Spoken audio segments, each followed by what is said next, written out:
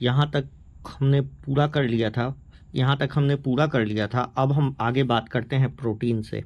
आप पिछला लेक्चर नहीं देखे हैं तो प्लीज़ जाइए, पहले वहाँ तक देख लीजिए, उसके बाद आगे बढ़िएगा। ठीक है, हम प्रोटीन से शुरू कर रहे हैं। 3 लेक्चर लगेगा, हमने पहले ही बोला था 3 लेक्चर लगेगा। प्रोटीन्स क्या है? पॉलीपेप्टाइड्स। यदि पॉलीपेप्टाइड आ रहा है तो प्रोटीन ही समझ लीजिए। इसमें they are linear chains of, इसमें क्या होते हैं? एमिनो एसिड पेप्टाइड बॉन्ड से लिंक्ड होते हैं।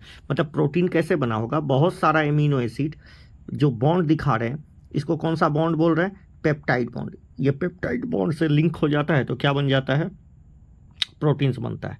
अब देखिए, each protein is a polymer of amino acid. तो प्रोटीन में क्या होता है? एमिनो एसिड्स बहुत सारे जुड़े होते हैं पेप्टाइड बॉन्ड से, मतलब ये पेप्टाइड बॉन्ड का एक पॉलीमर है। प्रोटीन क्या है? पेप्टाइड बॉन्ड का पॉलीमर है, इसीलिए इसको पॉलीपेप्टाइड भी कहा जाता है। प्रोटीन का दूसरा नाम पॉलीपेप्टाइड। अच्छा, एमिनो एसिड बहुत टाइप के होते हैं, पिछले लेक्चर में बता चुके हैं, मगर प्रोटीन बनाने के लिए मात्र 20 टाइप के एमिनो एसिड की ज़रूरत होती है। 20 टाइप के एमिनो एसिड, जैसे कुछ एलानिन, सिस्टीन, प्रोलेनिन, ट्रिप्टोफान। बताइए, ट्रिप्टोफान के बारे में आपको बताया गया था कि एरोमेटिक होता है। ठीक है, एलानिन का स्ट्रक्चर भी CH3 होता है। ठीक है, सेरीन के बारे में वहाँ जिक्र था, सिस्टीन, ट्राइरोसिन, बहुत सारे 20 टाइप के एमिनो एसिड्स होते हैं। अच्छा, एक बात समझ लीजिए, जितने भी पॉलीपेप्टाइड्स होते हैं, जितने भी पॉलीपेप्टाइड्स होते हैं या प्रोटीन्स होते हैं, वो सब हेट्रोपॉलीमर है। कैसे पॉलीमर है? हेट्रो। इनमें अलग अलग एमिनो एसिड लगा होता है। मतलब ये मान लीजिए A1 एमिनो एसिड है, ये दूसरा होगा A2 एमिनो एसिड। हो सकता है यहाँ रिपीट कर जाए, फिर से A1 हो जाए, मगर ये होगा हेट्रो। ठीक है, अलग अलग एमिनो एसिड लगे होते हैं, 20 में से कोई भी रिक्वायरमेंट के हिसाब से। ठीक है, आ गया समझ में? तो प्रोटीन हमेशा हेट्रोपॉलीमर होता है, जबकि पॉलीपेप्टाइड जबकि पॉलीसैकेराइड होमोपॉलीमर भी होता है और हेट्रोपॉलीमर भी होता है। हम पहले बता दिए। जैसे यहाँ देखिए, protein is a heteropolymer not homopolymer. इसमें एक टाइप के अमीनो एसिड नहीं होते, अलग अलग एमिनो एसिड्स होते हैं। ए होमोपॉलीमर, अब होमोपॉलीमर बता रहा है, has only one type of monomeric unit. Homopolymer वो होते हैं जिसमें एक ही टाइप का, जैसे आप सेल्लोज ले लीजिए। सेल्लोज में क्या होता है बताइए? सिर्फ ग्लूकोज ही लगा होता है, ग्लूकोज ग्लूकोज ग्लूकोज। तो ये होमोपॉलीमर का एग्जाम्पल हो गया। आ गया समझ में? तो होमोपॉलीमर वो होते हैं जिसमें एक ही टाइप का, only one type of monomeric unit n times repeat करते हैं। ठीक है, अच्छा, the information about amino acid content is important later you nutrition lesson. ठीक है, न्यूट्रिशन और हेल्थ में सप्लीमेंट इन आवर डाइट। तो एमिनो एसिड हमारे बॉडी के ग्रोथ के लिए बहुत ज़रूरी है। Hence dietary protein are the source of essential amino acid. आप जो खाना खा रहे हैं उससे आपको रिक्वायर्ड एमिनो एसिड मिल रहा है। इसलिए प्रोटीन, जो आप प्रोटीन खाते हैं उसको डाइटरी प्रोटीन भी कहते हैं, डाइटरी प्रोटीन। ठीक है, अब डाइटरी प्रोटीन को हम 2 भाग में बांट देते हैं। ध्यान से देखिए, dietary proteins are source of essential amino acids, therefore amino acids can be 2 type. अब डाइटरी प्रोटीन में यदि हमारे बॉडी में वो नहीं बनता है तो उसको नॉन इसेंशियल कहोगे। ठीक है, उसको आपको लेना होगा डाइट में। और यदि सिंथेसाइज हो जाता है तो उसको क्या बोलोगे बेटा? उसको सिंथेसाइज हो जाता है तो वो नॉन इसेंशियल के कैटेगरी में आ जाता है। ठीक है, तो देखिए, therefore amino acids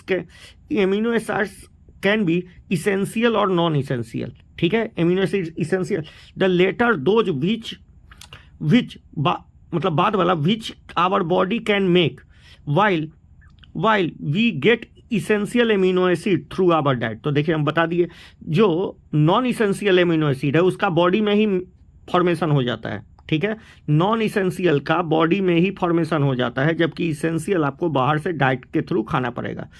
protein can many function in living organism. Protein बहुत सारा फंक्शन करता है, बहुत सारा फंक्शन इन लिविंग ऑर्गेनिज्म। आपके प्रोटीन मसल फाइबर को बनाता है। जैसे यहाँ क्या लिख रहा है? लिविंग ऑर्गेनिज्म सम ट्रांसपोर्ट न्यूट्रिशन, मतलब ट्रांसपोर्ट प्रोटीन के रूप में काम करता है। ठीक है, सेल मेम्ब्रेन पर जो प्रोटीन लगे होते हैं वो ट्रांसपोर्ट चैनल का काम करते हैं across the cell membrane. Some fight infectious organism, जैसे एंटीबॉडी क्या है? इन्फेक्शस ऑर्गेनिज्म से लड़ता है। सम हार्मोन्स की तरह, जैसे इंसुलिन क्या है? हार्मोन्स है। कुछ एंजाइम्स की तरह भी काम करते हैं। आ रहा है समझ में? तो इस तरीक़ा से जितने भी एंजाइम्स होते हैं सब क्या होते हैं? प्रोटीन्स होते हैं, 3D प्रोटीन, जितने भी एंजाइम्स होते हैं राइबोजाइम को छोड़ के सब 3D प्रोटीन है। अब यहाँ कोई प्रोटीन और यहाँ पर क्या दिया हुआ है बेटा, कुछ फंक्शन दिया हुआ है, ठीक है। अब जैसे देखिए कोलाजन इंट्रासेलुलर ग्राउंड सब्सटेंस बनाता है, ट्रिप्सिन एक एंजाइम है, बताए ना जितने भी एंजाइम्स होते हैं सब प्रोटीन होते हैं राइबोजाइम को छोड़ के। इंसुलिन एक हार्मोन है, एंटीबॉडी फाइट करता है, फाइट इन्फेक्शस एजेंट, याद रखिएगा ये सब। रिसेप्टर, बॉडी में बहुत सारे रिसेप्टर होते हैं जो इंफॉर्मेशन को इधर से उधर करते हैं, सेंसरी जैसे टेस्ट, स्मेल, ये सब को जो ट्रांसपोर्ट करेंगे। और GLUT4 तो यादें रख लीजिए, बहुत बार पूछा गया है, enable glucose transport into the cells, तो इसी के वजह से सेल में ग्लूकोज इंटर करता है GLUT4 के वजह से, ठीक है। ये प्रोटीन है, याद रखिएगा। अच्छा, अब एक बात बोलता है कि ह्यूमन एनिमल वर्ल्ड में, एनिमल को देखा जाए तो उनमें कोलाजन प्रोटीन सबसे ज़्यादा पाया जाता है, कोलाजन, ठीक है। और पूरे बायोस्फीयर मतलब पूरे अर्थ पर देखा जाए तो रूबिस्को सबसे ज़्यादा है। तो कौन सा प्रोटीन सबसे ज़्यादा है ये इस बात पर डिपेंड करता है कि आपका क्वेश्चन कैसा पूछा। मान लो एनिमल वर्ल्ड करके पूछा, एनिमल वर्ल्ड में कौन सा प्रोटीन ज़्यादा है तो कोलाजन बताइएगा। अब पूरे बायोस्फीयर में पूछा तो क्या बताइएगा, रूबिस्को बताइएगा। तो पूछिएगा ऐसा का है, रूबिस्को का है ज़्यादा है, तो आप ही सोचिए ना, पूरे धरती पर प्लांट ज़्यादा है कि एनिमल ज़्यादा है। जाहिर सी बात है प्लांट की संख्या ज़्यादा है, इसलिए जिसकी संख्या ज़्यादा होगी वो ज़्यादा रहेगा, तो प्लांट रूबिस्को हो जाएगा, ठीक है। रूबिस्को पूरे बायोस्फीयर में ज़्यादा है, प्लांट और एनिमल सब में मिला के, ठीक है ना। तो पॉलीसेकेराइड्स, अब पार्टिकुलर एनिमल पूछेगा तो कोलाजन बताइएगा, ठीक है। पॉलीसेकेराइड्स क्या होते हैं जो अच्छा बताइए, पहले बताइए पॉलीसेकेराइड्स एसिड सोलेबल पूल में आए होंगे कि रिटेंटेट में आए होंगे, एसिड इनसोलेबल, तो एसिड इनसोलेबल पूल में आए होंगे। तो एसिड इनसोलेबल पैलेट है, एसिड इनसोलेबल पैलेट है बेटा, ये एसिड इनसोलेबल पैलेट है।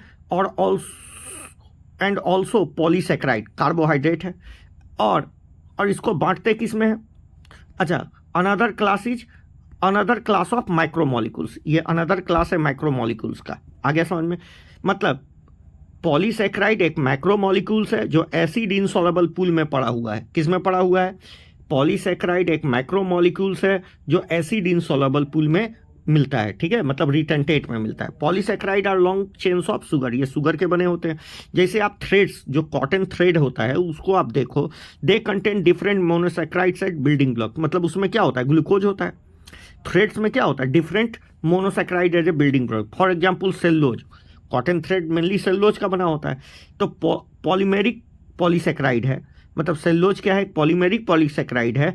एक ही टाइप का मोनोसेकेराइड्स होता है, जैसे ग्लूकोज होता है, बताए थे ना, सेलुलोज में क्या पाया जाता है, ग्लूकोज पाया जाता है। इसलिए सेलुलोज कैसा पॉलीमर हो गया बेटा, homopolymer.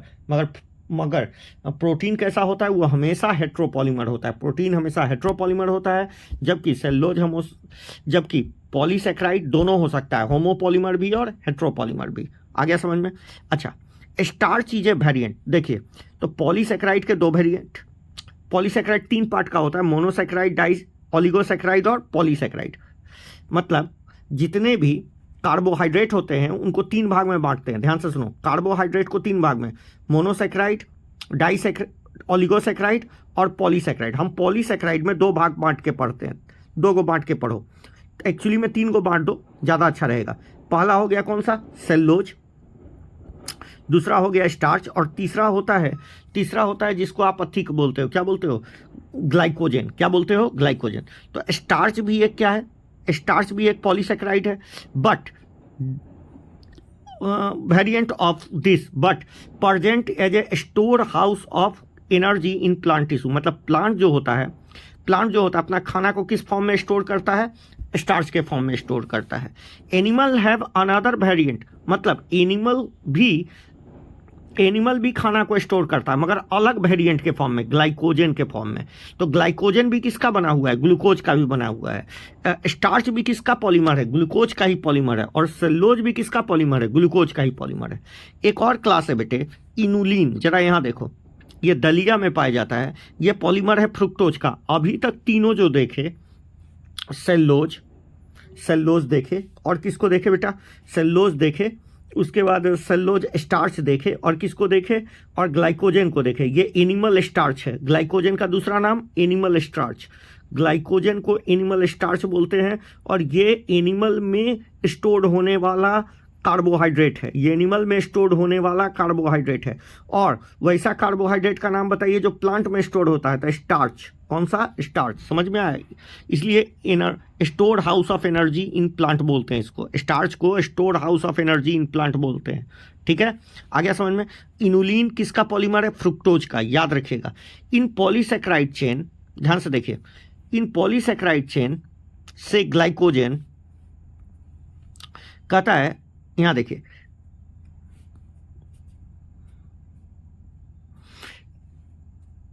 In a polysaccharide chain glycogen right end is called, मतलब कोई भी पॉलीसेक्राइड में दो इंड होगा, राइट इंड, देखिए आर आर मैच कीजिएगा, राइट इंड रिड्यूसिंग होगा और लेफ्ट इंड कैसा हो जाएगा? Non reducing. तो आर से आर मैच कर गया, नहीं आया।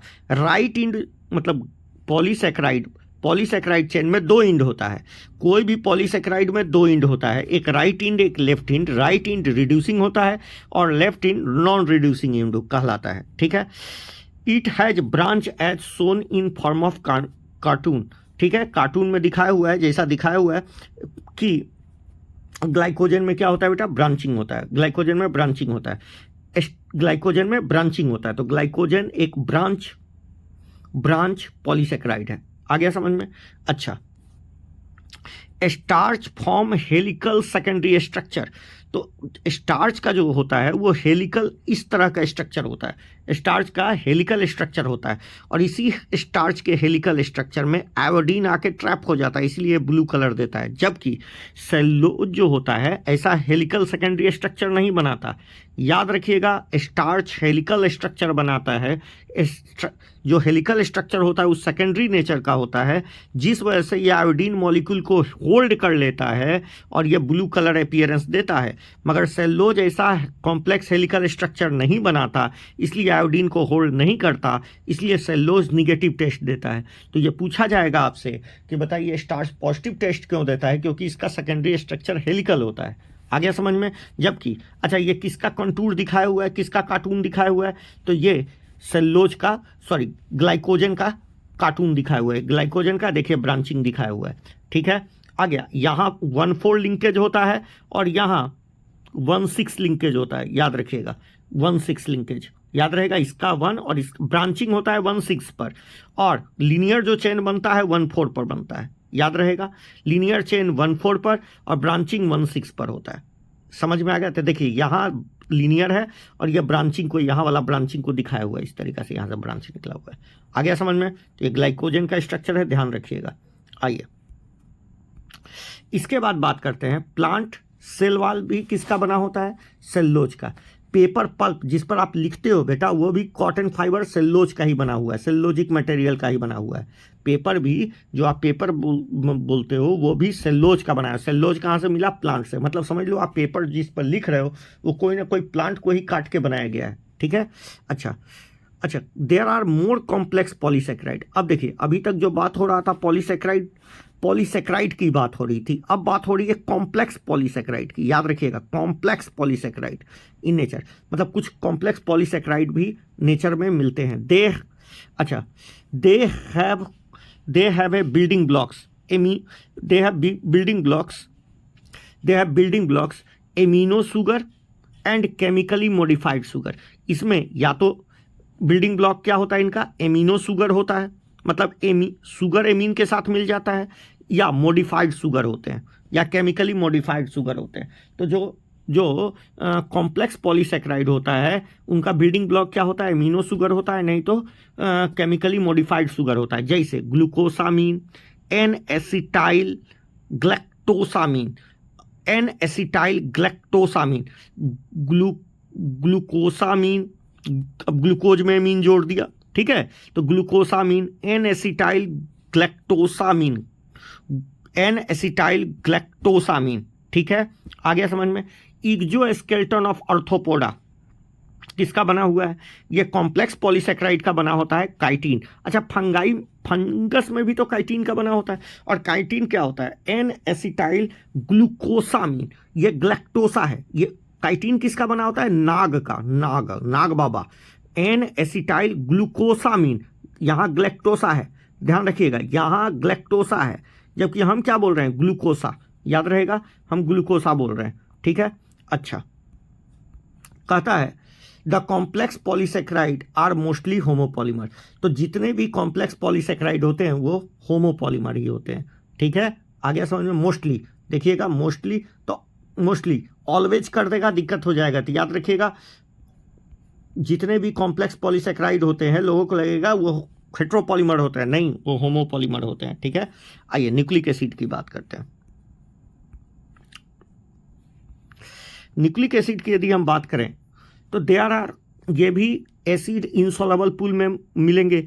दे another type of macromolecules that you would find in acid insoluble fraction of any living tissue of nucleic acid, ठीक है, इन द न्यूक्लिक एसिड, मतलब ये भी कहाँ मिलेगा, एसिड इनसॉल्युबल पूल में ही मिलता है। दे आर पॉलीन्यूक्लियोटाइड्स, मतलब पॉलीन्यूक्लियोटाइड्स, पॉलीन्यूक्लियोटाइड्स को ही क्या बोलते हैं बेटा, न्यूक्लिक एसिड। पॉलीन्यूक्लियोटाइड्स का ही दूसरा नाम क्या है, nucleic acid. They are poly, जैसे प्रोटीन का दूसरा नाम क्या है, प्रोटीन का दूसरा नाम पॉलीपेप्टाइड्स है, उसी तरह पॉलीन्यूक्लियोटाइड्स का ही दूसरा नाम क्या है बेटा, न्यूक्लिक एसिड है, क्योंकि न्यूक्लियस में मिलता है। अच्छा यहाँ देखिए, टुगेदर विथ पॉलीसैकेराइड एंड, क्या कहता है, together with polysaccharide and polypeptide these comprises true macromolecular fraction in living tissue और सेल, मतलब कहने का मतलब पॉलीसैकेराइड, पॉलीपेप्टाइड और न्यूक्लिक एसिड, यही तीन मेन क्या है, यही तीन मैक्रोमोलिक्यूल हैं। लिपिड मैक्रोमोलिक्यूल नहीं है, लिखने के लिए हम 4 को लिख देते हैं मैक्रोमोलिक्यूल के कैटेगरी में, मगर उसका ट्रू में लिपिड जो ट्रू सेंस में मैक्रोमोलिक्यूल के कैटेगरी में नहीं आता, क्योंकि 800 डाल्टन से उनका वेट कम होता है, ठीक है। For nucleic acid the building block is nucleotides. क्या होता है न्यूक्लियोटाइड, बता चुके हैं, शुगर, फॉस्फेट और क्या बेटा, नाइट्रोजिनस बेस, इनको जोड़ दीजिए, ये जो बना यही क्या है, न्यूक्लियोटाइड है। आगे समझ में, nucleotide has chemically distinct component, ठीक है, इसमें 3 को कंपोनेंट होते हैं, एज केमिकली डिस्टिंक्ट कंपोनेंट।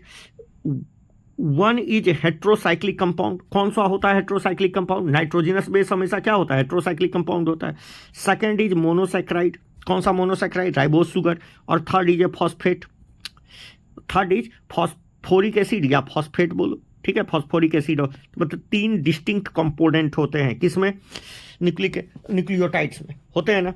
अच्छा, एज मेंशन 9 पॉइंट, फिगर 9.1 कहाँ गया, 9.1, 9.2, 9.1, 9 पॉइंट, फिगर 9.1, 9.1, यहाँ 9.1, यहाँ 9 में देख लीजिए, ये फोटो जो दिखाया हुआ है 9.1 चेक कर लिए। आइए सब चेक करते करते चलते हैं, कोई हड़बड़ी तो है नहीं, अरे 2 नहीं 3 पार्ट में ख़त्म होगा और क्या, मगर अच्छे से पढ़ना है, पढ़ना तो है ना। चलिए यहाँ देखते हैं क्या हुआ बेटे, तो कहता है 9.1 को देखिए, heterocyclic compounds in nucleic acid are nitrogenous base, अभी बता दिए 5 नाइट्रोजिनस बेस हम बोले थे, आग और कट याद रखिएगा, एजी, एडिनिन, ग्वानिन, यूरासिल, साइटोसिन और थाइमिन। एडिनिन और ग्वानिन ये सब्स्टिट्यूटेड प्यूरिन्स है, वाइल द रेस्ट 3 आर क्या होते हैं, पायरामिडीन्स, सब्स्टिट्यूटेड पायरामिडीन्स है। तो 3 एडिनिन और ग्वानिन सब्स्टिट्यूटेड प्यूरिन है, जबकि ये क्या है, substituted pyrimidine.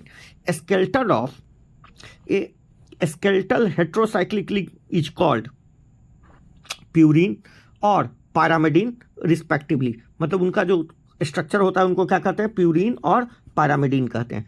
Sugar are polynucleotides either ribose और 2 डीऑक्सी राइबोज, तो इसमें जो शुगर पाया जाता है वो कौन होता है, मतलब पॉलीन्यूक्लियोटाइड में जो शुगर पाया जाता है वो कौन सा, या तो राइबोज, मतलब आरएनए में राइबोज मिलता है और डीएनए में डीऑक्सी राइबोज मिलता है।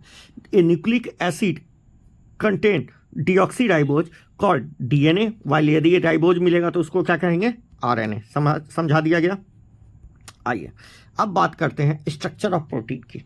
एक बात समझो बेटा, प्रोटीन एज मेंशन अर्लियर ये हेट्रोपॉलीमर है, ठीक है, heteropolymer containing strings of strings of amino acid, मतलब इसमें एमिनो एसिड जुड़े हुए हैं, स्ट्रिंग्स ऑफ एमिनो एसिड। अब फ्रेज है स्ट्रिंग्स ऑफ एमिनो एसिड का मतलब हो गया कि इसमें बहुत सारे एमिनो एसिड लिंक्ड हैं, एक दूसरे से जुड़े हुए हैं। Structure of molecule means different thing in different content. देखो मतलब हम बोले हैं कि स्ट्रक्चर से मतलब, स्ट्रक्चर ऑफ मॉलिक्यूल से मतलब ये अलग अलग कॉन्टेक्स्ट में अलग अलग हो जाता है, different thing in different context. जैसे इनऑर्गेनिक केमिस्ट्री में यदि हम स्ट्रक्चर बोल रहे हैं तो उसका मॉलिक्यूलर फार्मूला ही उसका स्ट्रक्चर है। जैसे NaCl का स्ट्रक्चर कोई पूछेगा तो आप NaCl ही बोल दोगे, यही इसका मॉलिक्यूलर फार्मूला भी है और यही इसका स्ट्रक्चर भी है। मगर यदि हम तुमसे पूछें कि बेंजीन का स्ट्रक्चर बताओ, तो बेंजीन का स्ट्रक्चर तुम ऐसा खींचोगे, ये रहा बेंजीन का C6H6 वाला, खींचोगे ना, तो ये इसका 2D स्ट्रक्चर है। कैसा स्ट्रक्चर है? 2D। तो इसमें स्ट्रक्चर और मॉलिक्यूल का दो अलग अलग मीनिंग है। बेंजीन अलग चीज़ है और ये इसका स्ट्रक्चर है, 2D स्ट्रक्चर। नहीं आ रहा है समझ में आए? तो इनऑर्गेनिक केमिस्ट्री में जो स्ट्रक्चर है वही मॉलिक्यूलर फार्मूला है, ठीक है। तो organic chemistry always right 2 dimensional view of molecule, ठीक है, 2 dimensional view of molecule while representing structure of molecule. जैसे स्ट्रक्चर को इस तरीका से रिप्रेजेंट किया जाएगा, ठीक है, 2 डायमेंशन के फॉर्म में स्ट्रक्चर को रिप्रेजेंट किया जाएगा। आ गया समझ में? फिजिसिस्ट तो ऑर्गेनिक केमिस्ट 2 डायमेंशन में बात करते हैं। कितने डायमेंशन में बात करते हैं? ऑर्गेनिक केमिस्ट 2 डायमेंशन में बात करते हैं, जहां मॉलिक्यूल का वो स्ट्रक्चर बना के हमको समझाते हैं, 2 डायमेंशनल स्ट्रक्चर बना के समझाते हैं, बेंजीन नेप्थलीन का स्ट्रक्चर बना के समझाते हैं।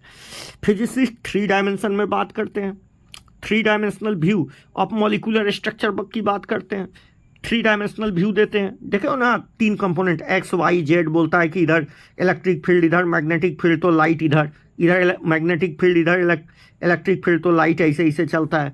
आ गया समझ में? तो ये बात याद रखना। अब देखो, तो कहता है कि बायोलॉजिस्ट इसमें सबसे ज़्यादा हैं। तो 3 डायमेंशन व्यू कौन बात किया बेटा? 2 डायमेंशन ऑर्गेनिक केमिस्ट बात किया, 3 डायमेंशन फिजिसिस्ट बात किया, और इसमें बायोलॉजिस्ट सबसे ज़्यादा आगे हैं, वो 4 डायमेंशन की बात करते हैं। While biologist describe the protein structure in 4 level, 4 level पर डिस्क्राइब, प्राइमरी, सेकेंडरी, टर्सरी और क्वाटरनरी।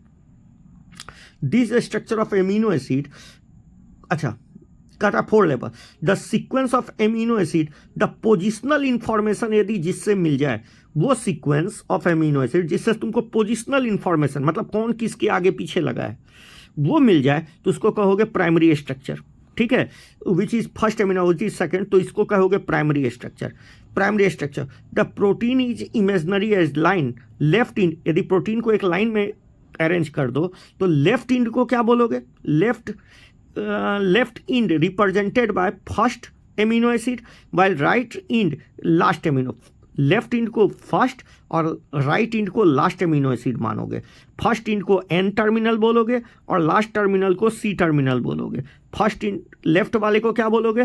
N टर्मिनल, और राइट वाले को क्या बोलोगे? C terminal. याद रहेगा, राइट वाले को C टर्मिनल, लेफ्ट वाले को N टर्मिनल, लेफ्ट वाले को N टर्मिनल, राइट वाले को C। ऐसा क्यों होता है बता रहे हैं, क्योंकि एमिनो एसिड को जब जोड़ोगे ना बेटा, तो देखो मान लो ये NH2CrH और COH है, बताओ हम जोड़ते जाएं तो इसमें इसका OH और उसका H ले लेके कौन सा बॉन्ड बना, पेप्टाइड बॉन्ड बनाते चल जाएंगे, तो ये वाला फ्री रह जाता है लेफ्ट में, और राइट वाला में COH फ्री रह जाएगा। तो लेफ्ट वाले को कौन सा इंड कह दोगे? N इंड, और राइट वाले को क्या बोल दोगे? C end, C terminal. समझ में आ गया? A protein thread does not exist throughout extended. तो जैसा ये तो बस रिप्रेजेंट करने के लिए हम प्राइमरी स्ट्रक्चर बनाते हैं, पोजिशनल इंफॉर्मेशन के लिए, मगर प्रोटीन वैसे रहता नहीं है, डज नॉट एग्जिस्ट, ऐसे एग्जिस्ट नहीं करता। थ्रेड फोल्ड करते हैं और क्या बनाते हैं? हेलिक्स। क्या बनाते हैं? हेलिक्स।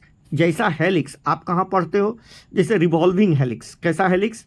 और रिवॉल्विंग हेलिक्स, घूमता हुआ सीढ़ी, घूमता हुआ सीढ़ी नुमा स्ट्रक्चर बनाता है, ठीक है। अब देखो जैसे, अच्छा ये देखो, ये घुमा हुआ स्ट्रक्चर है, आ गया समझ में? जरा यहाँ घुमा हुआ देखो, ये घूम रहा है, इसको N टर्मिनल, इसको C टर्मिनल, लेफ्ट इंड या राइट इंड। समझ में आ गया?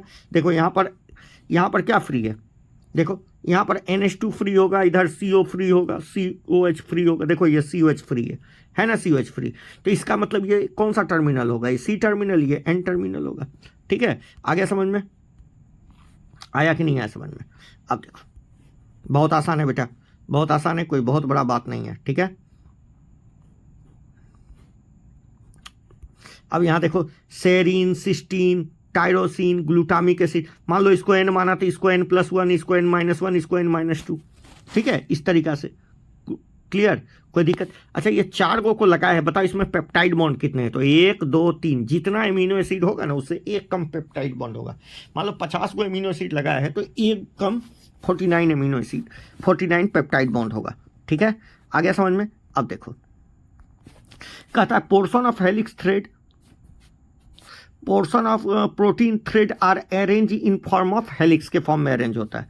यदि ये हेलिक्स के फॉर्म में अरेंज हो गया तो हेलिक्स को स्टेबिलिटी कौन देगा? Hydrogen bonding. कौन देगा? Hydrogen bonding. और ऐसे स्ट्रक्चर को कौन सा स्ट्रक्चर कहते हैं? Secondary structure. The region of protein thread are folded into other form called secondary. यदि प्राइमरी स्ट्रक्चर फोल्ड कर गया तो कौन से स्ट्रक्चर का निर्माण करेगा? Secondary structure. और सेकेंडरी स्ट्रक्चर को कौन स्टेबिलिटी देगा बेटा? सेकेंडरी स्ट्रक्चर को कौन स्टेबिलिटी देता है? सेकेंडरी स्ट्रक्चर को स्टेबिलिटी देता है हाइड्रोजन बॉन्ड। और सेकेंडरी स्ट्रक्चर 2 टाइप का होता है। सेकेंडरी स्ट्रक्चर एक तो अल्फा सीट होता है, दूसरा बीटा प्लेटेड सीट के फॉर्म में होता है। याद रखना, अल्फा हेलिक्स और beta pleated seat. Beta pleated seat का स्ट्रक्चर ऐसा होता है और ये रहा अल्फा हेलिक्स। कौन सा हेलिक्स? Alpha helix. अब यदि इसमें और फर्दर क्वाइलिंग हो जाए, long protein chains are folded upon, अगला देखो, अगला क्या कहता है? In addition the long protein chains are folded upon and take hollow wool like, मतलब एक ऊल लाइक, ऊल समझते हो? माँ जैसे अथी बनाती है ना, गोला, अथी का गोला, क्या बोलते हैं, ऊन का गोला की तरह स्ट्रक्चर यदि ले ले, यदि प्रोटीन आपस में उलझ के गोला का स्ट्रक्चर ले ले, आपस में फोल्ड होके गोला का स्ट्रक्चर ले ले, उलन बॉल की तरह स्ट्रक्चर ले ले, तो उसको टर्शरी स्ट्रक्चर कहते हैं। और यही फंक्शनल स्ट्रक्चर होता है। ठीक है, इसमें क्या होता है? कहोगे ये तो सेकेंडरी स्ट्रक्चर है, इसमें हाइड्रोजन बॉन्ड के अलावा डाइसल्फाइड बॉन्ड भी आ जाता है, जिसके वजह से इसको स्टेबिलिटी मिलती है, नहीं तो खुल जाएगा। ठीक है, प्राइमरी स्ट्रक्चर हो जाएगा। अब यहाँ देखो, इनके बीच में हाइड्रोजन बॉन्डिंग है, इस वजह से ये इस तरीका से बंधा हुआ है, नहीं तो ये खुल जाता। आया समझ में? अच्छा, this give us 3 dimensional view. तो ये जो टर्सरी स्ट्रक्चर है ये 3 डायमेंशनल व्यू को बताता है। ठीक है, tertiary structure absolute structure of, tertiary structure is absolute and necessary many biological activity of protein. तो टर्सरी स्ट्रक्चर एब्सोल्यूट है, एब्सोल्युटली नेसेसरी, मतलब टर्सरी स्ट्रक्चर बहुत जरूरी है बायोलॉजिकल फंक्शन ऑफ प्रोटीन के लिए। यदि ये टर्सरी स्ट्रक्चर डिस्ट्रॉय हुआ तो एंजाइम, बहुत सारे जितने भी एंजाइम होते हैं वो 3D प्रोटीन ही होते हैं। ठीक है, राइबोजाइम को छोड़ के। तो यदि ये हाई टेम्परेचर बढ़ने से यदि इनका हाइड्रोजन बॉन्ड या डाइसल्फाइड बॉन्ड टूटा तो ये खुल जाएंगे, 2 डायमेंशन में चले जाएंगे, तो ये फंक्शन नहीं करेंगे। Some proteins are assembly of more than 1 polypeptide या सब यूनिट। ध्यान से सुनो, मान लो हमने क्या किया, बहुत सारा 3D प्रोटीन लिया, मान लो एक 3D प्रोटीन, एक 3D प्रोटीन, एक 3D प्रोटीन, और इनको आपस में जोड़ दिया इस तरीका से। तो ये क्या बन गए? ये बन गए क्वाटर्नरी स्ट्रक्चर। कैसा? क्योंकि इसमें एक से ज़्यादा 3D स्ट्रक्चर, और 3D स्ट्रक्चर है तो 2D होगा ही होगा। अरे 2D के बाद 3D बना होगा, 1D भी होगा, तो 1D 2D 3D सब हो गए। और ये बहुत सारे पेप्टाइड बॉन्ड को हमने, बहुत सारे पॉलीपेप्टाइड को एक साथ कनेक्ट कर दिया, तो इसको कहते हैं क्वाटर्नरी स्ट्रक्चर। और इसका बेहतरीन एग्जाम्पल होता है ह्यूमन का हेमोग्लोबिन, जिसमें 2 अल्फा चेन और 2 बीटा चेन होते हैं आपस में उलझे हुए। ठीक है, अच्छा देखो क्या बोल रहा है बेटा, ध्यान से देखोगे समझ में आ जाएगा। कहता है some protein are assembly of more than 1 polypeptide और subunit. The manner in which these subunit folded peptide arrange respect to each other, चाहे वो लीनियर स्फीयर के फॉर्म में अभी अरेंज किए, या हो सकता है ऐसे ऐसे 4 क्वाड, मतलब स्क्वायर के फॉर्म में अरेंज हो जाए। ठीक है, स्क्वायर के फॉर्म में अरेंज हो जाए। ठीक है, linear of sphere, sphere are arrange 1 upon each other to form cube या प्लेट, जैसे अभी क्यूब बना लिए, प्लेट भी बना सकते हैं।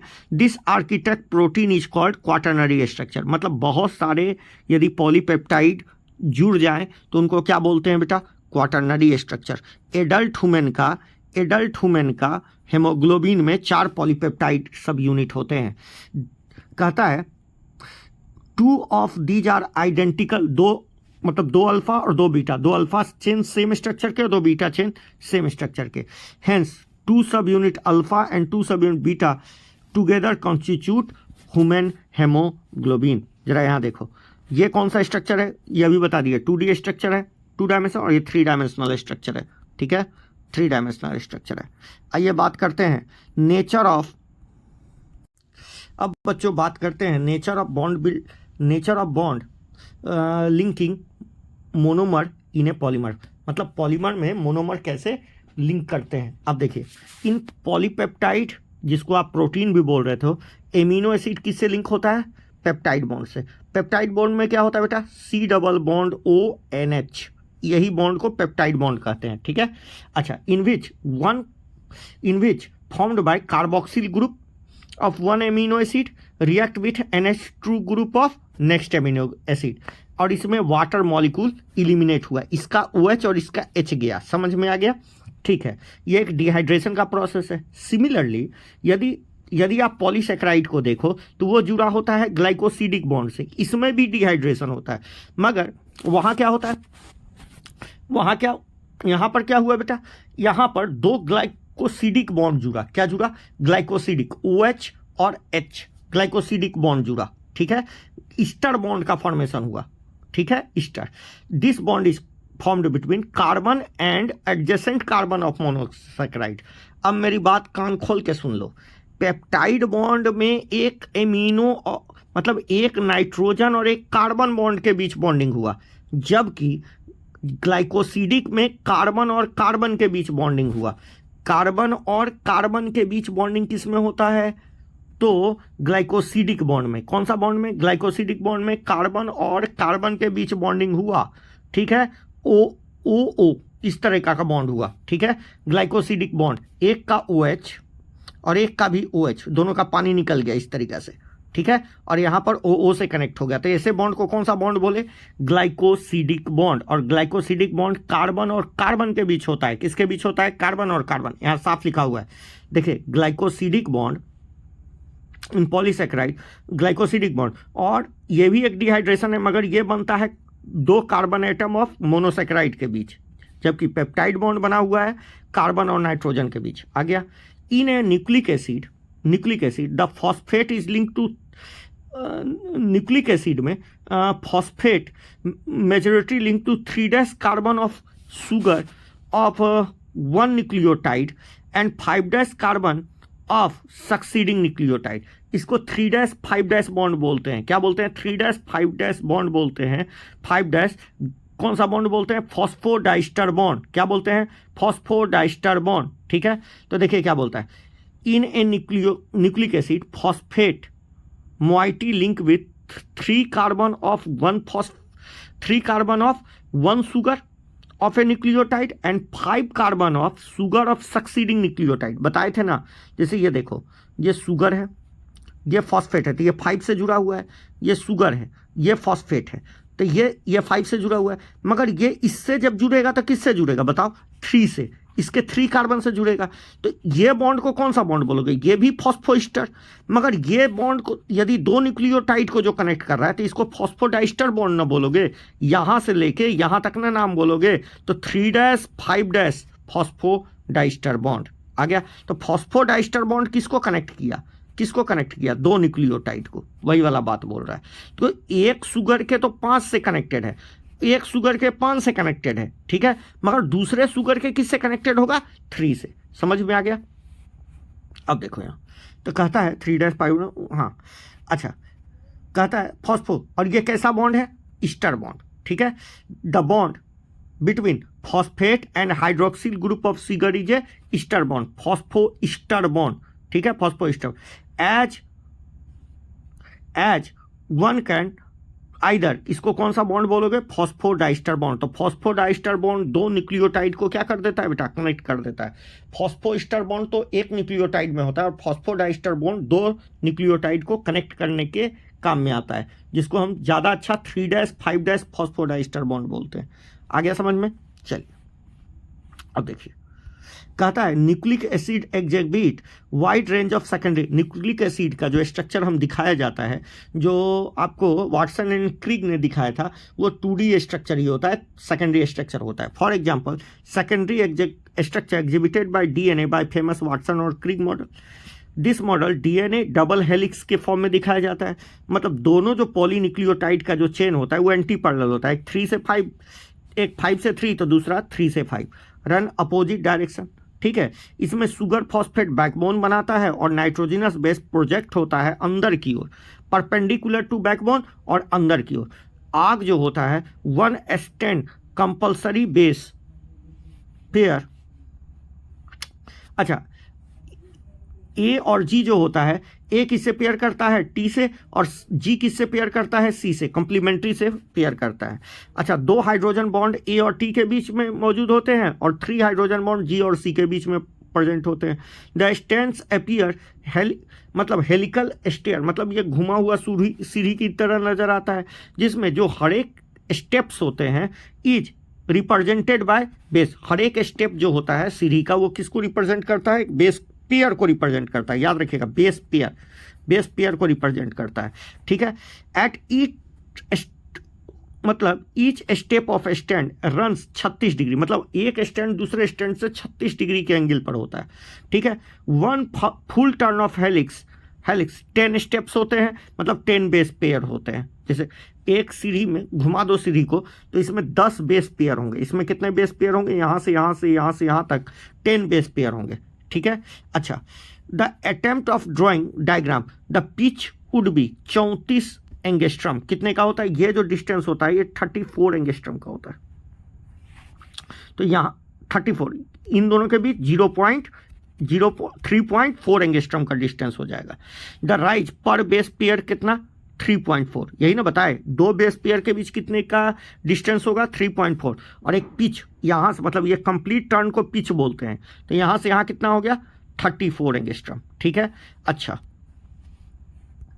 इसके बाद क्या बोल रहे हैं, this form of DNA the above mention, ये जो ऊपर जो भी बताया गया वो साइलेंट, वो बी डीएनए के बारे में बताया गया। किसके बारे में बताया गया बेटा, बी डीएनए। आप जब आगे पढ़ोगे तो आपको पता चलेगा कि हमने अभी तक 1 दर्जन डीएनए खोजा है जिनका इंग्लिश अल्फ़ाबेट पर नाम किया जाता है। तो हम जो स्ट्रक्चर बनाते हैं, या वाटसन और क्रिग ने जो 2 डायमेंशनल व्यू दिया था वो किसका दिया था, वो दिया था बी डीए।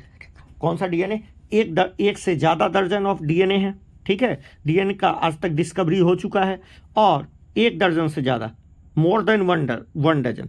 ठीक है, the total you told that there are more than 1 dozen of DNA. 1 दर्जन से ज़्यादा डीएनए हैं जिनका नाम अंग्रेजी अल्फ़ाबेट पर किया जाता है। ठीक है, with unique structure and feature के आधार पर। ठीक है, आइए अब जो बात करते हैं, अब जो बोल रहे हैं वो बेटा वो काफ़ी इम्पोर्टेंट है, और इसको समझना अच्छे टीचरों के लिए भी बहुत मुश्किल है। तो कहता है dynamic state of body constitution, concept of metabolism. याद रखिएगा, कॉन्सेप्ट ऑफ मेटाबॉलिज्म। देखिए, मेटाबॉलिज्म करेक्टरिस्टिक फीचर था लिविंग ऑर्गेनिज्म, चैप्टर 1 में बताया गया था। You have learn till now तो living organism it is bacterial cell, मतलब bacterial cell, protozoa, plant, animal, thousands of organic compounds. मतलब हम जानते हैं कि जितने भी लिविंग ऑर्गेनिज्म हैं, चाहे वो बैक्टीरिया है, प्रोटोजोआ है, प्लांट है, एनिमल है, सब में थाउजेंड्स ऑफ केमिकल कंपाउंड्स हैं। और ये जो कंपाउंड्स हैं या फिर जो बायोमॉलिक्यूल्स हैं, इनका हर एक का एक निश्चित कंसंट्रेशन होता है, सर्टेन कंसंट्रेशन होता है, जिसको हम मोल पर सेल या मोल पर लीटर में बता सकते हैं। मोल पर सेल या मोल पर लीटर में बता सकते हैं। अच्छा, one of the greatest discovery made ever observe that मतलब कि और इन सभी मॉलिक्यूल्स का एक टर्नओवर नंबर होता है। टर्नओवर नंबर क्या होता है बेटा? मतलब ये कॉन्स्टेंटली बनते और बिगड़ते रहते हैं हमारे सेल में। मतलब they have constantly being change into some other molecules and made from other molecules. मतलब ये जितने भी बायोमॉलिक्यूल्स होते हैं इनका एक टर्नओवर नंबर होता है। मतलब ये कॉन्स्टेंटली दूसरे में चेंज होते रहते हैं और दूसरे बायोमॉलिक्यूल से बनते भी रहते हैं, ठीक है, बनते भी रहते हैं, ठीक है, जिसके वजह से इनका हमेशा एक पर्टिकुलर कंसंट्रेशन सेल के अंदर मौजूद होता है, ठीक है। आ रहा है समझ में? दिस ब्रेकिंग और मेकिंग जो केमिकल रिएक्शन हो रहा है और constantly occurring in the living organism. मतलब ये जो ब्रेकिंग और मेकिंग है, मतलब टूटना और बनना जो है, इन्हीं को मिला के मेटाबॉलिज्म कहते हैं। इन्हीं ब्रेकिंग और मेकिंग को मिला के मेटाबॉलिज्म कहते हैं, या जो भी केमिकल रिएक्शन हो रहे हैं हमारे बॉडी में उनको मेटाबॉलिज्म कहते हैं। जिस वजह से हर एक बायोमॉलिक्यूल्स का एक पर्टिकुलर टर्नओवर नंबर होता है, जिस वजह से उनका कंसंट्रेशन हमेशा कांस्टेंट बना रहता है। क्या बना रहता है? कांस्टेंट बना रहता है सेल में, ठीक है, स्टेडी स्टेट बना रहता है उनका। अच्छा, each metabolic reaction result transformation of biomolecules दूसरे में चेंज होते हैं, नहीं तो उससे बनते हैं। मतलब ब्रेकिंग होता है, नहीं तो मेकिंग होता है।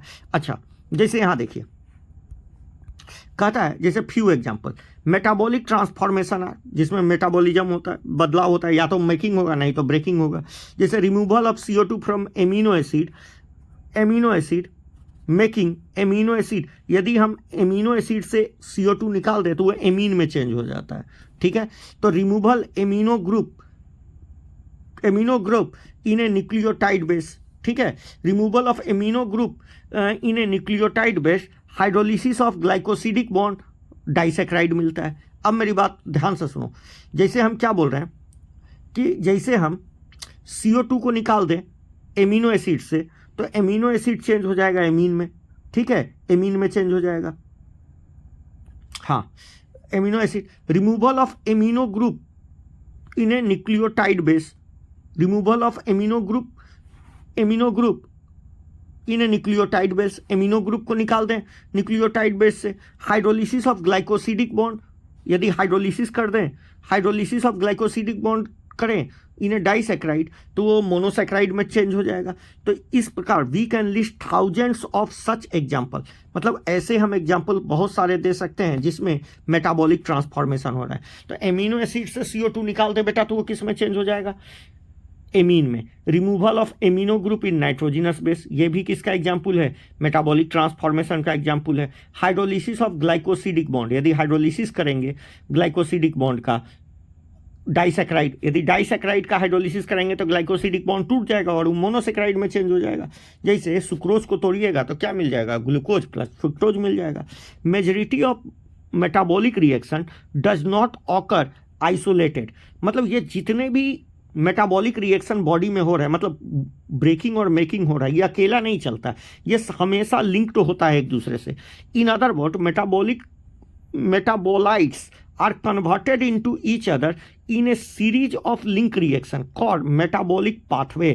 मतलब मेटाबॉलिक जो रिएक्शन होते हैं ये अकेले नहीं चलते, ये एक सीरीज में चलते हैं और ये आपस में लिंक्ड होते हैं। ऐसे पाथवे को मेटाबॉलिक पाथवे कहते हैं। क्या बोलते हैं? Metabolic pathway.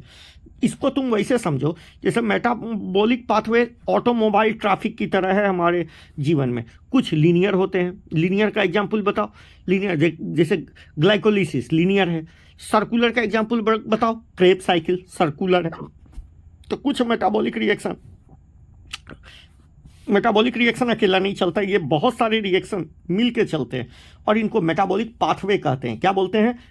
बहुत सारे मेटाबॉलिक जो रिएक्शन होते हैं वो आपस में लिंक्ड होते हैं और इनको मेटाबॉलिक पाथवे कहते हैं। अब ये ऑटोमोबाइल ट्रैफिक की तरह है हमारे सिटी में, जो कुछ पाथवे सीधा होता है। जैसे हम एग्जांपल क्या दिए ग्लाइकोलिसिस का, कुछ पाथवे सर्कुलर होता है। जैसे हम क्रेब साइकिल का एग्जांपल दिए, ठीक है। उसी तरह और कुछ pathway crisscross to each other, एक दूसरे को काटते भी हैं, ठीक है, एक दूसरे को काटते भी हैं, कहीं ना कहीं आपस में ज्वाइन होते हैं, ठीक है। जैसे क्रॉस मतलब they are joint, they are junction पर मिलते भी हैं। The flow of metabolite through metabolic pathway in different rate और different direction like automobile traffic. तो ये जो मेटाबोलाइट्स हैं, जो केमिकल्स हैं, उनका एक कांस्टेंट डेफिनिट रेट से फ्लो होना चाहिए, नहीं तो क्या होगा, खतरा हो जाएगा। ठीक है, खतरा हो जाएगा, मॉलिक्यूल्स का कंसंट्रेशन स्टेडी नहीं रह पाएगा, किसी का अमाउंट बढ़ जाएगा, किसी का अमाउंट कम हो जाएगा। तो the metabolic flow is called dynamic state of body constitution. मतलब ये जो मेटाबॉलिक का फ्लो है, ये dynamic state of body constitution को मेंटेन रखता है। What is important is that interlink metabolic traffic is a smooth and without single reported mishap in healthy person. मतलब ये जो मेटाबॉलिक पाथवे है, ये स्मूथ चलना चाहिए, और इसमें कोई गड़बड़ नहीं होना चाहिए मेटाबॉलिक पाथवे, नहीं तो आप क्या हो जाइएगा, बीमार हो जाइएगा। Another feature of metabolic reaction is that every chemical reaction is catalyse reaction. एक बात और समझ लीजिए, यदि हम बात बोलें कि कोई रिएक्शन सेल के बाहर चल रहा है तो अनकैटलाइज, जैसे CO2 का पानी में घुलना अनकैटलाइज है, मगर यदि वही रिएक्शन हमारे बॉडी के अंदर में चलेगा तो वो हमेशा कैटलाइज होगा। लिविंग के अंदर जो भी रिएक्शन चल रहा है वो कैटलाइज रिएक्शन होता है। ठीक है, तो देयर इज, ध्यान से देखिए, there is uncatalyse metabolic conversion in living system, there is no uncatalyse living system के अंदर कोई भी अनकैटलाइज रिएक्शन नहीं होता। जैसे CO2 dissolving water is a physical process outside, मगर it is catalyse reaction in living system. The catalyse reaction hasten the rate of metabolic conversion are also proteins. ठीक है, also protein, these proteins are called enzymes. मतलब ये जो proteins होते हैं जो metabolic conversion करा रहे होते हैं, मेटाबॉलिक रिएक्शन करवा रहे होते हैं, मतलब उसी को क्या बोलते हैं बेटा, एंजाइम्स बोलते हैं। हमारे शरीर में ये जो मेटाबॉलिक रिएक्शन हो रहे हैं, कन्वर्जन हो रहा है, ब्रेकिंग और मेकिंग जो हो रहा है, वो सब कौन करवा रहा है, एंजाइम्स करवा रहा है। तो हमने यहाँ तक क्या सीखा कि जितने भी मेटाबॉलिक पाथवे होते हैं वो सब आपस में लिंक्ड होते हैं, वो एक कांस्टेंट फ्लो के साथ चलते हैं, जिसे ट्रैफिक चलता है। यदि इसमें कोई हेस्टन हुआ तो आप बीमार पड़ जाइएगा। ठीक है, और ये जितने भी रिएक्शन हमारे बॉडी के अंदर होते हैं वो सब कैटलिस्ट के प्रेजेंस में होते हैं। हमारे रिएक्शन में ऐसा कोई भी रिएक्शन नहीं है जो सिंगल स्टेप का हो, ये सब आपस में लिंक्ड होते हैं, जिनको मेटाबॉलिक पाथवे कहते हैं। Metabolic basis of living organism, metabolic basis of living organism. एक बात सुनिए, metabolic pathway can lead more complex structure to simpler structure. जैसे एसिटिक एसिड से क्या बन जाता है बेटा, कोलेस्ट्रॉल। एसिटिक एसिड से कोलेस्ट्रॉल का बनना, सॉरी, एसिटिक एसिड में 2 कार्बन है, इसमें 27 कार्बन। बोलिए, 2 कार्बन से 27 कार्बन बनना क्या है, ये एनाबॉलिक पाथवे है। ठीक है, एनाबॉलिक पाथवे। तो सिंपल स्ट्रक्चर से मेटाबॉलिक पाथवे में कॉम्प्लेक्स स्ट्रक्चर बन सकता है, और कॉम्प्लेक्स स्ट्रक्चर बन सकता है और lead to simpler structure form complex structure. तो हमने क्या बोला, simpler structure lead to simpler structure to form complex structure. जैसे ग्लूकोज से लैक्टिक एसिड बन जाता है, ग्लूकोज से लैक्टिक एसिड। तो याद रखिएगा, कॉम्प्लेक्स से सिंपल और सिंपल से कॉम्प्लेक्स बनता है। पहला वाला पाथवे क्या कहलाया, एनाबॉलिक, और दूसरा वाला क्या कहलाया बेटा, दूसरा वाला क्या कहलाया, कैटाबॉलिक। अच्छा, ग्लूकोज कितने कार्बन का है, 6 कार्बन, और लैक्टिक एसिड कितने कार्बन का है, लैक्टिक एसिड 3 कार्बन का है। तो बताइए कितना हो गया, घट गया ना, कार्बन कम हो गया, तो ये टूट गया, और यहाँ 2 कार्बन से 27 कार्बन का हो गया था तो बन गया। तो पहला वाला को क्या बोले, एनाबॉलिक, दूसरे वाले को क्या बोले, catabolic. Anabolic pathway are expected consume energy. Anabolic pathway में क्या कंज्यूम होता है बेटा, एनर्जी कंज्यूम होता है। Anabolic pathway is expected consume energy. Assembly of protein to form amino acid require energy input. यदि आपको प्रोटीन बनाना है तो एमिनो एसिड को आपस में जोड़ना होगा, उसके लिए आपको एनर्जी देना पड़ेगा। On the other hand catabolic pathway release होता है एनर्जी, इससे एनर्जी क्या होता है, रिलीज। तो एनाबॉलिक पाथवे में एनर्जी कंज्यूम होता है, कैटाबॉलिक पाथवे में एनर्जी रिलीज होता है। जैसे ग्लूकोज को जब आप डिग्रेड करते हो तो लैक्टिक एसिड बनता है और 2 ATP का फॉर्मेशन होता है, याद है। ठीक है, the metabolic pathway from glucose to lead to 10 metabolic steps called glycolysis चलता है, ठीक है। लिविंग ऑर्गेनिज्म हैव, और लिविंग ऑर्गेनिज्म में जब कैटाबॉलिक रिएक्शन होता है तो लिविंग ऑर्गेनिज्म ये सीख चुका है कि ये जो रिएक्शन कैटेलिटिक रिएक्शन है, इससे रिलीज एनर्जी को कैसे स्टोर कर लिया जाए और ज़रूरत पड़ने पर इसको डिफरेंट रिएक्शन के लिए इस्तेमाल किया जाए। और किस फॉर्म में स्टोर करता है? एटीपी, इसको एनर्जी करेंसी बोलते हैं, सब जानता है, ठीक है। अच्छा, the energy liberated during the degradation store in a chemical bond के from as and when needed the bonds are utilized in biosynthesis, osmotic and mechanical work, ठीक है। तो कहाँ बायोसिंथेसिस, किसी चीज़ का निर्माण करने के लिए, ऑस्मोटिक में, और ऑस्मोटिक का मतलब यहाँ चैनल से, ट्रांसपोर्ट से है, तो ऑस्मोटिक और मैकेनिकल वर्क में इस्तेमाल होता है। The most important energy currency living organism is, क्या बेटा, लिविंग ऑर्गेनिज्म का क्या है? ATP, adenosine triphosphate. अब यहाँ आप बताइए कि यहाँ पर शुगर कौन है, राइबोज की डीऑक्सी राइबोज? ये आपको टास्क देते हैं, ये टास्क है आपका, यहाँ पर टास्क है कि बताइए इसमें राइबोज है कि डीऑक्सी राइबोज है। अच्छा, how do organism drive energy, मतलब एनर्जी, ऑर्गेनिज्म अपना एनर्जी कैसे प्राप्त करता है, ये इसके लिए क्या क्या स्ट्रेटजी इवॉल्व किया है, कौन कौन स्ट्रेटजी? ये स्टोर एनर्जी को कैसे करता है, हाउ स्टोर करता है और किस फॉर्म में करता है, कैसे वो एनर्जी को वर्क में कन्वर्ट करता है, ये सब को आगे पढ़ने के लिए एक नया ब्रांच ही बनाया गया है, जिसको क्या बोलते हैं, मतलब जिसमें एनर्जी रिलेटेड प्रॉब्लम को पढ़ेंगे उसको कहते हैं बायो एनर्जेटिक्स। क्या बोलते हैं? Bio energetics. अब लास्ट टॉपिक आज का पढ़ते हैं बेटा, बहुत समय हो गया है। लिविंग स्टेट क्या है? लिविंग स्टेट, एक बात समझिए, you have must understand that the tens and thousands of chemical reaction, मतलब बहुत सारे केमिकल रिएक्शन ऑर्गेनिज्म है, हजारों chemical reaction, tens and thousands, हजारों केमिकल रिएक्शन हमारे बॉडी में हो रहे हैं, other called metabolites, chemical compounds in a living organism called metabolites, ठीक है। और biomolecules are present at concentration characteristic of them, मतलब हमारे बॉडी के अंदर लाखों केमिकल मेटाबोलाइट्स और बायोमोलिक्यूल्स हमारे बॉडी के अंदर मौजूद हैं, उनका एक पार्टिकुलर कंसंट्रेशन है, present at concentration characteristic of each of them, मतलब हर एक का एक पार्टिकुलर कंसंट्रेशन बॉडी में मौजूद है। For example blood concentration of glucose of normal human person इतना होना चाहिए, 4.5 से 5 मिलीमोल्स, कितना होना चाहिए?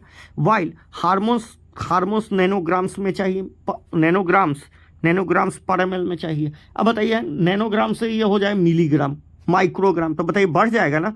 नहीं आ रहा है समझ में? और ये घट जाए तो क्या होगा? तो हर एक मेटाबोलाइट्स का बॉडी के अंदर एक निश्चित कंसंट्रेशन मेंटेन रहता है, ठीक है। अब मेरी बात सुनिए, कहता है हाँ, nanograms, the most important fact that biological system of all living organism exist in steady state characteristic by concentration of each of the biomolecules, मतलब हर एक बायोमोलिक्यूल्स का लिविंग ऑर्गेनिज्म के अंदर एक स्टेडी स्टेट मेंटेन रहता है, और ये स्टेडी स्टेट मेंटेन रखना बड़ा मुश्किल है। इसी मुश्किल को सॉल्व करने के लिए हमको एनर्जी लेना पड़ता है, बाहर से खाना खाना पड़ता है, नहीं तो कोई भी reaction steady state concentration steady state में है, मगर इसी तरह छोड़ दिया जाए तो होगा क्या? जितने भी मेटाबॉलिक रिएक्शन हैं हो रहे हैं वो सब किस में चले जाएंगे? इक्विलिब्रियम में चल जाएंगे, और इक्विलिब्रियम में चल जाएगा तो स्टेडी स्टेट इनका मेंटेन नहीं रह पाएगा, बॉडी इनको कंज्यूम कर लेगा, बॉडी इनको लगातार कंज्यूम कर रहा है, मगर मेटाबोलाइट्स जो हमारे केमिकल रिएक्शन हो रहे हैं वो इनके कंसंट्रेशन को बार बार क्या कर रहे हैं? मेंटेन कर रहे हैं, ठीक है। यदि मान लो नहीं होगा तो क्या होगा? जितने भी केमिकल रिएक्शन है वो सब किस में चले जाएंगे? इक्विलिब्रियम में, और इक्विलिब्रियम में चले जाएंगे तो इनका स्टेडी स्टेट मेंटेन नहीं रहेगा और हम मर जाएंगे, ठीक है। और इसी नॉन स्टेडी स्टेट को, मतलब केमिकल रिएक्शन को इक्विलिब्रियम में नहीं लाने के लिए हम क्या खाते हैं? एनर्जी खाते हैं। तो यही सारी बातें बताई गई है। These biomolecules are in a metabolic flux, ये हमेशा मेटाबॉलिक फ्लक्स में होते हैं। क्या होता है मेटाबॉलिक फ्लक्स? बनते और बिगड़ते रहते हैं। एनी केमिकल और फिजिकल प्रोसेस इन्वॉल्व अच्छा, दुनिया का कोई भी केमिकल या फिजिकल प्रोसेस हमेशा किसको प्राप्त कर लेता है? इक्विलिब्रियम में चला जाता है। एनी केमिकल और physical process move spontaneously to equilibrium, किस में चला जाता है? इक्विलिब्रियम में चल जाता है। The steady state is a non equilibrium, ये जो स्टेडी स्टेट है ये नॉन इक्विलिब्रियम स्टेट है। याद रखिएगा, हमारे बॉडी में जो नॉन स्टेडी स्टेट है ये मतलब स्टेडी स्टेट है कंसंट्रेट मॉलिक्यूल्स का, ये कैसा है? नॉन इक्विलिब्रियम स्टेट है। और नॉन इक्विलिब्रियम स्टेट को मेंटेन रखना बड़ा मुश्किल है, ठीक है। अब देखिए, one should remember from physics that system at equilibrium can not form work. यदि हम जानते हैं कि यदि कोई भी रिएक्शन, थर्मोडायनेमिक्स का लॉ है कि इक्विलिब्रियम पर आ गया तो वर्क नहीं करेगा, वर्क ही नहीं होगा। As living organism work continuously they can not afford to reach equilibrium. मगर लिविंग ऑर्गेनिज्म को तो कंटिन्यूस वर्क करना है, इसलिए वो कभी भी इक्विलिब्रियम को अचीव नहीं करेगा, इक्विलिब्रियम को अचीव होने ही नहीं देना है। Hence a living state is a non equilibrium steady state to able to perform. इसीलिए लिविंग स्टेट को हमेशा नॉन इक्विलिब्रियम स्टेट में मेंटेन रखना पड़ता है, ताकि वो हमेशा क्या कर सके? वर्क कर सके, सांस ले सके, चल सके, ठीक है। ये भी तो वर्क है लिविंग ऑर्गेनिज्म, और इसके लिए ये कांस्टेंट एफर्ट लगाता है ताकि वो किस में ना चला जाए? इक्विलिब्रियम में। और दिस इज एनर्जी इनपुट। और इसको कैसे सॉल्व करता है? वो एनर्जी इनपुट लगा के एनर्जी लगाता है, बाहर से खाना खाता है। तो metabolism provide a mechanism for production of energy. तो जो आप खाना खाए, वो खाना से मेटाबॉलिक रिएक्शन हुआ और मेटाबॉलिक रिएक्शन से एनर्जी निकला, और एनर्जी ही आपके बॉडी में वो जो जितने भी कंपाउंड्स हैं, ऑर्गेनिक कंपाउंड्स हैं, उनको स्टेडी स्टेट में मेंटेन रखता है, मतलब नॉन इक्विलिब्रियम स्टेट में मेंटेन रखता है, जिससे आप जिंदा रहते हैं। Hence living organism. तो लिविंग ऑर्गेनिज्म हमेशा नॉन स्टेडी स्टेट में रहता है, मुर्दा हमेशा किस में रहता है? स्टेडी स्टेट में। Living state and metabolism are, इसीलिए लिविंग ऑर्गेनिज्म, लिविंग स्टेट और मेटाबॉलिज्म एक दूसरे के लिए क्या है? लिविंग। यदि कोई लिविंग स्टेट में है, जिंदा है, इसका मतलब उसमें मेटाबॉलिज्म चल रहा है, ठीक है। Metabolism are synonyms. Without metabolism can not living state, क्योंकि जैसी मेटाबॉलिज्म रुकेगा, सारे के सारे जो जितने भी केमिकल्स हैं, जितने भी ऑर्गेनिक कंपाउंड्स हैं, जितने भी मेटाबोलाइट्स हैं, वो किस में आ जाएंगे? वो किस में आ जाएंगे? इक्विलिब्रियम में आ जाएंगे, और इंसान क्या हो जाएगा? मर जाएगा। तो लिविंग स्टेट में जितने भी कंपाउंड्स होते हैं वो नॉन इक्विलिब्रियम स्टेडी स्टेट में होते हैं, ठीक है। Living state is a non equilibrium steady state. समझ में आ गया? तो कोई भी इंसान स्टेडी स्टेट में बचने के लिए क्या करता है? खाना खाता है। आ गया समझ में? Thank you.